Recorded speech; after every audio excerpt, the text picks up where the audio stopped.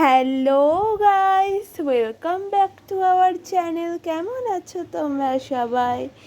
অনেক দিন পর আবার থালি নিয়ে চলে এসেছি। আজকে তোমাদের জন্য যে থালিটা নিয়ে চলে সেটা হচ্ছে ইলিশ থালি। অনেক দিন হয়ে গেছে ইলিশ মাছ খাওয়া হয় না, তো যতদিন ভেজ খাওয়া হয়েছে, তারপর নন ভেজের খাওয়ার সময় যে ইলিশ খাওয়া হয় না, তো বাবা সেদিনই নিয়ে এসেছিলো কটা ইলিশ মাছ। তো চলো আজকে ইলিশ মাছের থালি তোমাদেরকে সাজিয়ে দেখাই। প্রথমেই নিয়েছিলাম হচ্ছে ভাত, তার সাথে ইলিশ মাছের তেলের তরকারি। মা আলু বেগুন দিয়ে করে, খুব টেস্টি হয় খেতে। আমার সবচেয়ে বেশি তেলের তরকারি পছন্দ। তার সাথে মা ডাল করেছিল, তোমরা দেখতেই পেলে। এটা ছিল হচ্ছে ছোলার ডাল।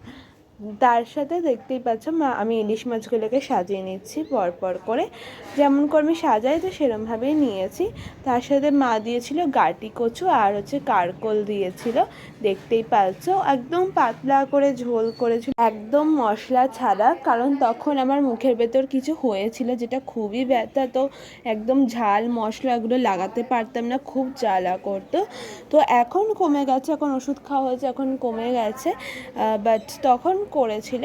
আর তার সাথে মা করেছিল ইলিশ মাছের তেল পেঁয়াজ দিয়ে ভাজা করেছিল।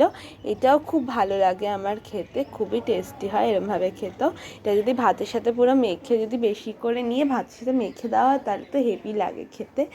তারপর দেখতেই পাচ্ছ ইলিশ মাছটা খুলে দেখালাম, দেখতেই পাচ্ছ কতটা ফ্রেশ, একদম বাবা নিয়ে এসছে, মা তখনই রান্না করেছে, কোনো ফ্রিজে রাখা হয়নি।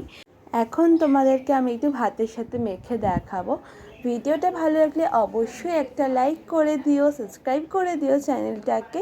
কমেন্টে জানিও কি ভালো লাগলো আর কীরকম ভিডিও তোমরা দেখতে চাও, শেয়ার করে দিও। Thanks for watching.